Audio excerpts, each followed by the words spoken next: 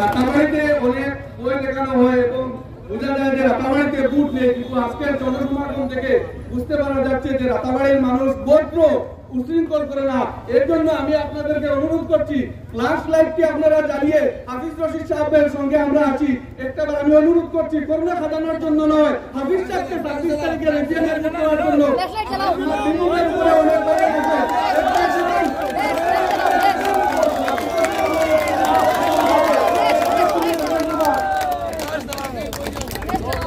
ধন্যবাদ।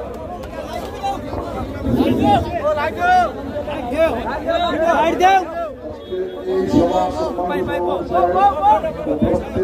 রাজ্যসভার এমপি অজিত বিয়া সাহেব, কংগ্রেসের নেতৃবৃন্দ, বিভিন্ন যুব সংঘের নেতৃবৃন্দ, স্টুডেন্ট সংঘের নেতৃবৃন্দ, ওলামায়ে কেরাম, মুরব্বিয়া, আমার যুবক ভাই বন্ধুরা, অনেক শুনেছেন। আমাদের টাইমটা উপরে শেষ হওয়ার পথে অনেক কিছু বলেছেন আমার পূর্ববর্তী এখন আমাদের রাজ্যসভার এমপি অজিত বিয়া সাহেব অনেক কিছু বলেছেন।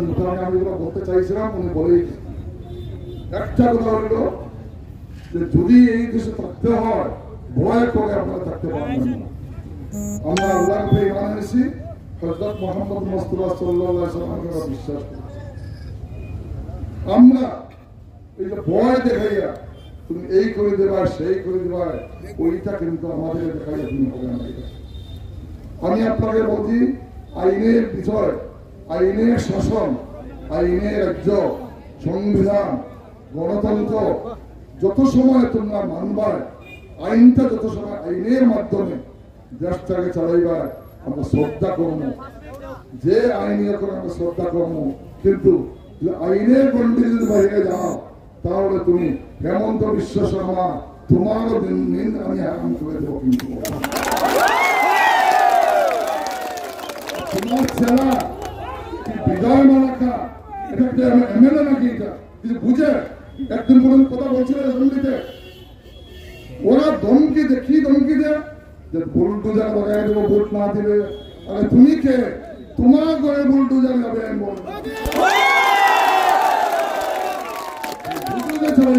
মুসলমানদের তুমি জানো না, এই মুসলমান ভারতবর্ষের স্বাধীনতা এনেছে, 27,000 উলামায়ে কেরাম শহীদ হয়েছে স্বাধীন করার জন্য ভারতবর্ষকে। আমরা রেডি আছি এই ভারতবর্ষকে দ্বিতীয় স্বাধীনতা করে। আইনের শাসন শস্য হয়ে যাচ্ছে। এরা শুধু ফাঁকা বুঝে সাথে বলে গেছেন, কিছুই নয়, হাওয়ার উপরে চলতেছে, টিভির উপরে চলতেছে, নিউজের উপরে চলতেছে, ওদের পায়ের নিচে কিন্তু মাটি নেই। কালকে দেখেছেন এত প্রতারী মুখ্যমন্ত্রী, তুমি তোমার চেয়ার খালি থাকে কেন? মানুষকে হাজিরা করে নেওয়ার পরেও কেন এগুলো হলো? তোমার কোথায় লজ্জা দিয়ে তুমি রিজাইন দেওয়া উচিত। তোমার এমন বিশ্বাস আজকে আমি দেখেছি মানুষ, কালকে আমি নম্বর থেকে আসতেছিলাম, আমাদের টুপি পরে দরকার পরে মানুষদের নাম প্রচুর দেখতেছে। আমার কিছু লোকে জিজ্ঞাসা করলো যে তোমরা যে গভর্নমেন্টে, যে হেমন্ত বিশ্ব শর্মা গভর্নমেন্টে মাদ্রাসা কে বুলডোজার দিয়ে করছে, মসজিদ বলেছে, কুরআন হাদিস ভুল অনুদিত হয়েছে, তোমরা হেমন্ত বিশ্ব শর্মা মিটিং দেখতেছো বলে স্যার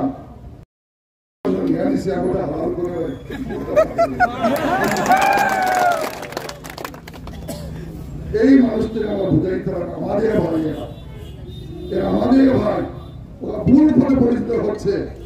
ওদের বুঝাইবেন যে গভর্নমেন্টে কোরআন হাদিস, যে বিজেপি সরকার, বিজেপি সরকারে ইউনিফর্ম সিভিল কোড আনতে চাইতেছে, কোরআন হাদিস শেষ করতে চাইতেছে, আমাদের মহাজিরা শেষ করেছে, মসজিদ শেষ করতে চাইতেছে। আজকে গ্লোবালি বন্ধ করেছিল, হঠাৎ এই তোমার কে করে দিয়েছিল? হাইকোর্ট বন্ধ ছিল, হাইকোর্ট খোলায় আমি খুশির চোখে কোরবানি কোথায় ছিল এরা? ইউটিউবের মেয়েগুলো কোথায় ছিল? হযরত মাওলানা বদরুদ্দোজা মোসাহেব, আলিম মানুষ, ভদ্র মানুষ, আমার বলার কিছু নেই, কোথায় ছিলেন?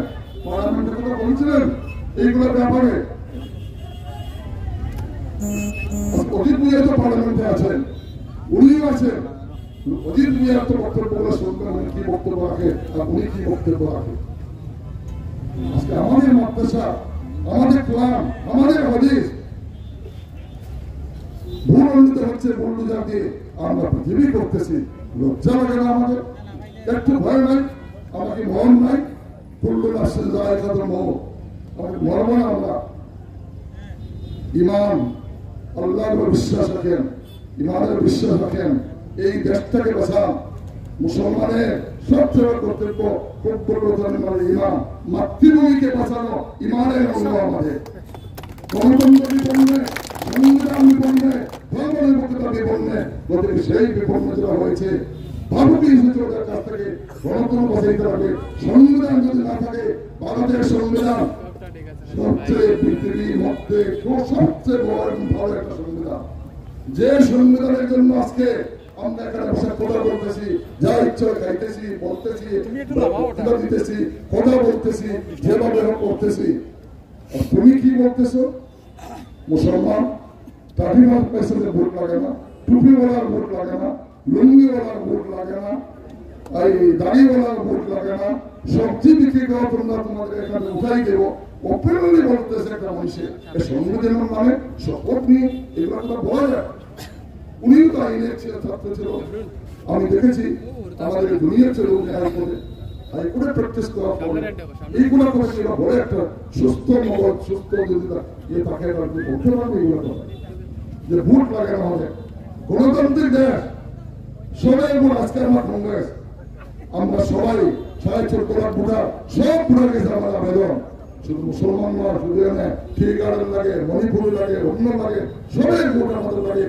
সবাই ভালোর জন্য, সবাই ওয়েলফেয়ারের জন্য কংগ্রেস চেষ্টা করবে, কংগ্রেসের চেষ্টা করবে। আজকে কার এনেছো আমি এখন বলতে যেতেছি না, এখন কার মানুষ খুব বেশি নেই। আজকে টি গার্ডেন মানুষ, ওদের মজুরি কি দিতেছ, অন্য জায়গায় কি হইতেছে। আজকে পেনশন নীতি আমার শিক্ষক যারা অনেক দিন পর ইয়ে করছে, ভয় দিতেছে। রাজস্থানে দিয়েছিল কংগ্রেস গভর্নমেন্টে ওল্ড পেনশন, তুমি নতুন পেনশন আনতেছো। নতুন পেনশনে কত হবে? ওল্ড পেনশন এটা মানুষের ৫০-৬০-৭০ টাকা পেনশন পায়, আর নতুন পেনশনে মাত্র ১৭০০-১৮০০-২০০০ পেনশন পায়। এইগুলো তুমি কি মানুষের জন্য না? এইগুলো কোনো চিন্তা নেই, শুধু হিন্দু মুসলিম, হিন্দু মুসলিম, হিন্দু মুসলিম। আরে ভাই, আমরা চাই না, আমরা হিন্দু মুসলিম শান্তি থাকতে চাই, দেশটাকে বাঁচাইতে চাই, গণতন্ত্র বাঁচাইতে চাই, ওগুলো আমরা কিছু চাই না।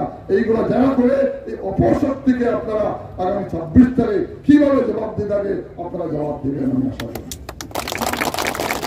এত শান্তিপ্রিয় আমাদের দেশ, একটা দিবা, একটা বটম, একটা আঙ্গুলের বটম দিয়ে আমরা একটা সমস্ত একটা সিস্টেমকে চেঞ্জ করে দিতে পারি না।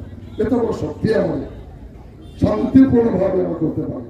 আমি আশা করবো কাউকে ভয় করবেন না, ভোট দেবেন, সবাই আসবেন, বাক্সের মধ্যে ভোট ঢুকে যাতে কম হয়, যাতে না হয় কাস্টিংটা চেষ্টা করবে। মুসলিম বিজেপি, মুসলিম কংগ্রেস দুটার মধ্যে সেন্টারের মধ্যে গন্ডগোল লাগাবে। অলরেডি ডিসিশন হয়ে গেছে, ডিসিশন হয়েছে যে মুসলিম বিজেপি আর মুসলিম কংগ্রেস ওদের মধ্যে গন্ডগোল লাগাইয়া আধা ঘন্টা ১ ঘন্টা পরিষেবা বন্ধ, যারা কাস্টিংটা কম হইতে পারে। এইটাই একমাত্র উপায়।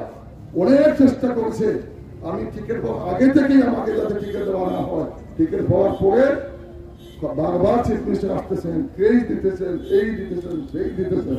আমি হাফিজ রশিদ চৌধুরী, আমাকে কি ভয় দেখাও? আমার মানুষকে তুমি ভয় দেখাও।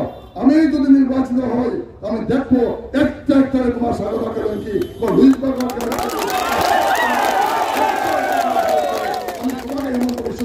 তুমি সাবধান থাকো, তোমাকে জেলে ঢুকে আমি চাকরি কিনে তাদের সঙ্গে তুমি দামানি করো নাকি? এইগুলো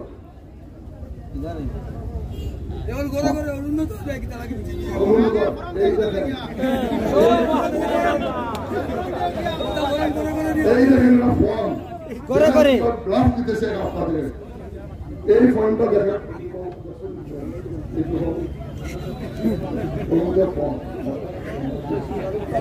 এইটো চাওক, ছবিটো কাৰ আছে? বিজেপিৰ ছবি। ফটো আছে কাৰ? দুই প্ৰতাপী নেতা মহান হেমন্ত বিশ্ব শর্মা আমার মোদী সাহেব। আর নিচের স্বাক্ষর কোনো সিল নাই, কিছুই নাই, কিছুই নাই। এটা কড়া ফাটা এটা কলা পাতা, কিছুই নাই। এটা আমিও চাপাই করে বলতে পারি, আমি 10,000 থেকে প্রত্যেককে দিয়া দেব, আমি তো বলতে পারি। হ্যাঁ শেষ হয়ে গেছে। আমার ভাইয়ে বলতেছে বোকামোনা শেষ হয়ে গেছে।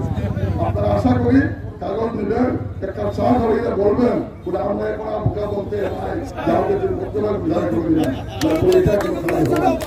গতিকে এইগুলো ব্যাপার আপনারা মনে রাখবেন। কিভাবে রাখছে তারা পাগল হয়ে গিয়েছে। চিফ মিনিস্টারের মিটিং এর চকি খালি দেখে ওরা আরো পাগল হয়ে গিয়েছে। যা তা করবে, আজকে আমার এখান থেকে একজনকে উঠাই নিয়ে গেছে। আমি জানি না, আমি পুরুষকে আমি অনুরোধ করবো, আপনারা ব্রহ্মার সাহেব আপনার বাধ্যবাধকতা আছে আমি জানি, কিন্তু আপনারা অন্যায় যদি ওনাদের কোনো এমএলএ এমপি বা মন্ত্রী বা অন্যায়টা আপনি করবেন না। বাল্য বিবাহের সময় আমি বলেছিলাম যে ডিজিপি কোনো পাওয়ার নেই, কথা বলা। আমি অনুরোধ করবো, আমার টাইম শেষ হয়ে গেছে, যে পুলিশ খুব ভালো, আমাদের আসামের পুলিশ অনেক ভালো, কিন্তু আমি অনুরোধ করবো যাতে অন্যায় যদি কোনো অর্ডার আপনাদের যে আপনারা মানতে বাধ্য হন, আপনারা আইন মানেন। যদি কেউ আপনাদের কোনো ইয়ে করে, আমি আছি, আমি উকিল হিসাবে আপনাদের আমি প্রোটেকশন দিব, আপনাদের আমি চেষ্টা করবো। পুলিশ হোক, আপনারা ভয় করবেন। এই কথা বলে আমি আমার সময় শেষ হয়ে গেছে, আমার বক্তব্য আমি শেষ করলাম। ধন্যবাদ আপনাদের, ধন্যবাদ দিতেছি। আপনারা এত সময় থেকে পরিচয় দেবে ভয় না করে